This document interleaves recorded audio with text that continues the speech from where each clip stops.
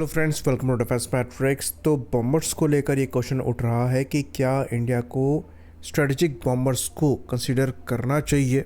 और ये कोई नया सवाल नहीं है, ये काफ़ी सालों से चलता आ रहा है, लेकिन ऑपरेशन सिंदूर के बाद इस पर ज़्यादा डिबेट्स चालू हो गई हैं, क्योंकि ऑपरेशन सिंदूर में हमने देखा कि जो स्टैंड ऑफ वेपन्स हैं उनसे हमें काफ़ी सक्सेस मिली है। और ऐसी डिफरेंट क्रूज मिसाइल्स को एक बड़ा बॉम्बर्स अच्छे खासे नंबर में लॉन्च करने में सक्षम होगा, और इस लिहाज से बॉम्बर्स काफ़ी यूज़फुल साबित हो जाते हैं। साथ में चाइना के अगेंस्ट भी बॉम्बर्स काफ़ी ज़्यादा क्रूशल साबित होंगे, क्योंकि मेनलैंड चाइना इंडिया से काफ़ी दूर है। तो कभी अगर ज़्यादा लंबा डिस्टेंस पर अटैक करने का प्लान बनता है तो आपको ऐसे स्ट्रेटेजिक बॉम्बर्स चाहिए। और इन बॉम्बर्स को लेकर डिबेट्स बहुत पहले से चल रही है। इवन रशिया द्वारा भी ये मल्टीपल टाइम्स ऑफर किए गए हैं। साथ में ये बात भी हम आपको बता दें कि इंडियन नेवी द्वारा एक बॉम्बर के काफ़ी क्लोज प्लेटफॉर्म ऑपरेट भी किया गया था। यहाँ पर हम बात कर रहे हैं टुपोलेव के Tu-142 एयरक्राफ्ट की, जो कि टुपोलेव 295 पर ही बेस्ड है।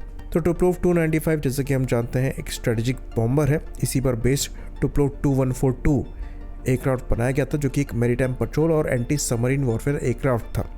इंडियन नेवी ने इन्हें ऑपरेट किया और अल्टीमेटली 2017 में रिटायर कर दिया। इवन उसके बाद इंडिया को एक सुपरसोनिक बॉम्बर भी ऑफर किया गया था, जो कि टुपोलेव Tu-22M था, लेकिन उसके साथ भी हम आगे नहीं बढ़े। तो मल्टीपल टाइम्स रशिया द्वारा इंडिया को स्ट्रेटेजिक बॉम्बर्स ऑफर किए गए, पर हम उस डायरेक्शन में आगे नहीं बढ़े। पर अब ऐसा लगता है कि ये चीज़ सेंस बनाती है, स्पेशली अगर आप इन एयरक्राफ्ट को एक बॉम्बर्स से ज़्यादा देखते हैं। तो खाली अगर आप बॉम्बर्स के रूप में इनको देखेंगे तो वो थोड़ी आउटडेटेड कैटेगरी होती चली जा रही है, लेकिन आपको इन्हें एज अ मिसाइल कैरियर और even as a drone carrier देखना पड़ेगा, क्योंकि ये जितना अमाउंट का पेलोड कैरी कर सकते हैं वो इनको सहूलियत देता है कि स्टैंड ऑफ रेंजेस की एडवांस क्रूज मिसाइल्स को ये कैरी करें और इवन ड्रोन्स को, लॉन्चिंग म्यूनिशंस को कैरी करें और टारगेट पर डिलीवर करें। क्योंकि जो एयरक्राफ्ट है वो अब एक वेपन डिलीवरी प्लेटफॉर्म के रूप में रह गया है। वेपन्स स्मार्ट होते चले जा रहे हैं, जो कि एडवांस एयर डिफेंस सिस्टम्स को भी भेज सकते हैं और एक्यूरेटली लॉन्ग रेंज में टारगेट को हिट करने में सक्षम है। ये चीज़ ऑपरेशन सिंदूर में भी प्रूव हुई है और इजराइल और ईरान कॉन्फ्लिक्ट में भी प्रूव हुई है। साथ में इन बॉम्बर्स की जो लॉन्ग एंड्योरेंस और लॉन्ग रेंज फ्लाइंग कैपेबिलिटी है वो भी काफ़ी ज़्यादा यूजफुल है। इंडिया के रिकॉर्ड में अगर हम बात करें तो पूरा इंडो पैसिफिक है इंडियन नेवी की रीच में और रिस्पॉन्सिबिलिटी में, जहाँ पर हम इन प्लेटफॉर्म को यूज़ करते हुए पेट्रोलिंग भी कर सकते हैं, साथ में ज़रूरत आने पर अटैक के लिए भी इनको इस्तेमाल कर सकते हैं। तो ये चीज़ हम जान रहे हैं कि इंडो पैसिफिक में इंडियन नेवी की जो रीच है वो धीरे धीरे बढ़ती चली जा रही है, क्योंकि रिस्पॉन्सिबिलिटी बढ़ती चली जा रही है। और क्योंकि चाइनीज़ वेसल्स यहाँ बार बार आते रहते हैं, तो ज़रूरी है कि हमारे प्लेटफॉर्म भी वहाँ तक रीच आउट करें।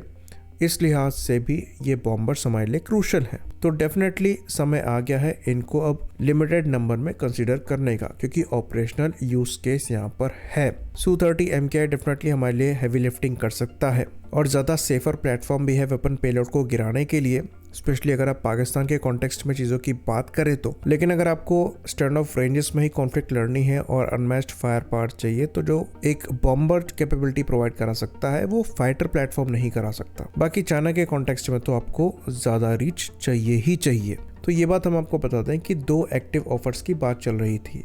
रशिया की साइड से टुपोलेव Tu-160 के ऑफर की बात चल रही है और अमेरिका की साइड से B-1B की बात चल रही थी। तो इसको लेकर हमने कंपैरिजन वीडियो भी डिटेल में बनाया हुआ है, तो वो काम हम इस वीडियो में नहीं करने वाले हैं, पर ब्रीफ में दोनों की कैपेबिलिटीज को हम टच करेंगे। तो रशिया का जो टुपोलेव Tu-160 का ऑफर है वो इसलिए है क्योंकि ये एयरक्राफ्ट दोबारा से प्रोडक्शन में गया हुआ है। एक्चुअल में जो इसका पहला प्रोडक्शन हुआ था वो 1984 से 1992 तक चला था।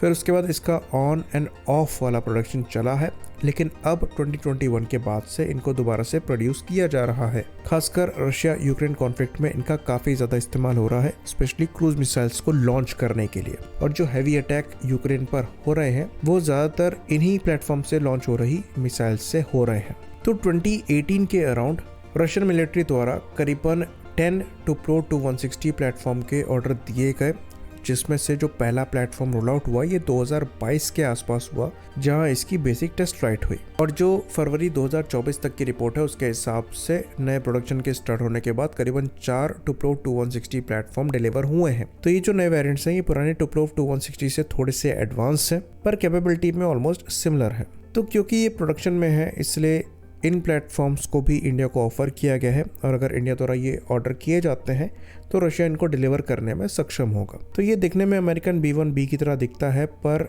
एक्चुअली ये उससे बड़ा भी है और तेज़ भी है। इम्पॉर्टेंट स्पेसिफिकेशन की बात करें तो ये बड़ा प्लेटफॉर्म मैक 2 की स्पीड को क्रॉस कर सकता है और यहाँ पर आपको जो मैक्सिमम रेंज मिलती है बिना रिफ्यूलिंग के, ये 12,300 किलोमीटर के आसपास की है। वहीं पर अगर आप सुपरसोनिक ही जा रहे हैं तो ये 2000 किलोमीटर के आसपास का कॉम्बैट रेडियस से देता है और सबसोनिक स्पीड में ये कॉम्बैट रेडियस बढ़कर 7300 किलोमीटर के आसपास का हो जाता है, जो कि इम्प्रेसिव है।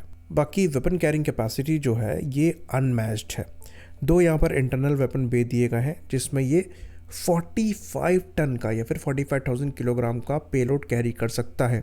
तो जो 2 वेपन बे हैं उसमें रोटेटिंग लॉन्चर दिए गए हैं जिसमें भारी मिसाइल्स में करीबन 6 कैरी कर सकते हैं, हल्की में करीबन 12 यानी कि 12 कैरी कर सकते हैं। तो इन बॉम्बर से आपको इम्प्रेसिव रेंज, इम्प्रेसिव एंड्योरेंस और इम्प्रेसिव पेलोड कैपेसिटी मिलती है।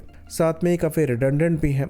करीबन 4 यहाँ पर इंजन दिए गए हैं जो कि आफ्टर बर्निंग टर्बोफैन इंजन्स हैं और मैक्सिमम 245 किलो न्यूटन का थ्रस्ट पैदा करने में सक्षम है। इसके कंपैरिजन में अगर आप अमेरिकन B1 को देखेंगे जो कि दिखने में सिमिलर लगता है, वहाँ पर आपकी जो मैक्सिमम स्पीड है वो बेयरली सुपरसोनिक है, मैक 1.25 के अराउंड की। जो रेंज है ये 9400 किलोमीटर पर लिमिटेड है और कॉम्बैट रेंज 5500 किलोमीटर के आसपास की बताई जाती है, जो कि मोस्टली सबसोनिक स्पीड पर है। वेपन कैरिंग कैपेसिटी भी करीबन अप्रॉक्सीमेटली 23,000 किलोग्राम का ये वेपन कैरी कर सकता है और यहाँ पर भी आपके 4 इंजन दिए गए हैं, लेकिन मैक्सिमम थ्रस्ट हर इंजन का 136.9 किलो न्यूटन है, वो भी आफ्टर बर्नर के साथ में। तो कैपेबिलिटी में दोनों बॉम्बर्स का कोई कंपैरिजन ही नहीं है। टुपोव Tu-160 जो है ये एक ज़्यादा कैपेबल और ज़्यादा बड़ा प्लेटफॉर्म है जो कि हायर स्पीड में ट्रैवल कर सकता है लॉन्गर रेंजेस में। पर B1B एक थोड़ा ज़्यादा प्रैक्टिकल प्लेटफॉर्म है जिसको पहले हायर स्पीड के लिए बनाया ज़रूर जा रहा था, लेकिन बाद में परफॉर्मेंस को ऑप्टिमाइज़ किया गया बैलेंस्ड परफॉर्मेंस के लिए। B1B की बात करें तो ये फ़िलहाल प्रोडक्शन में नहीं है। बीच में कुछ रिपोर्ट्स आ रही थी कि US ये प्लेटफॉर्म्स ऑफर कर सकता है, हो सकता है अपनी इन्वेंट्री से ही उठा कर दे दे, पर इधर उधर की न्यूज़ से ज़्यादा यहाँ पर कुछ सुनाई नहीं दिया है। वहीं पर टुपोव Tu-160 जो है ये प्रोडक्शन में है, तो ये ब्रांड न्यू इंडिया के लिए बनाए जा सकते हैं अगर इंडिया यहाँ पर रिक्वायरमेंट को सामने रखता है। तो पर्सनली हमारा ये मानना है कि कुछ नंबर्स में ये कैपेबिलिटी हमारे पास होनी चाहिए। पहले तो इसलिए कि आप यहाँ से स्टैंड ऑफ क्रूज मिसाइल्स को लॉन्च कर सकते हैं, बाकी इसलिए कि फ्यूचर में अगर आप स्वार्म ड्रोन्स को बनाने का प्लान कर रहे हैं तो ऐसे प्लेटफॉर्म आपके बहुत अच्छा ड्रोन कैरियर की तरह काम कर सकते हैं, जो कि बड़े नंबर्स में स्वार्म UAVs लॉन्च करके एज अ मदरशिप काम कर सकते हैं। तो ये देखना इंटरेस्टिंग होगा कि ये जो ऑफ़र दिया गया है इस पर हम सीरियसली विचार करते हैं या नहीं करते हैं। बाकी हमने जैसे बताया, हमारा पर्सनली ये मानना है कि हमें करना चाहिए। आई होप इन्फॉर्मेशन यहाँ पर क्लियर रही हो। इसी बात पर इस वीडियो को हम ख़त्म करेंगे। लाइक करिए, सब्सक्राइब करिए। जय हिंद।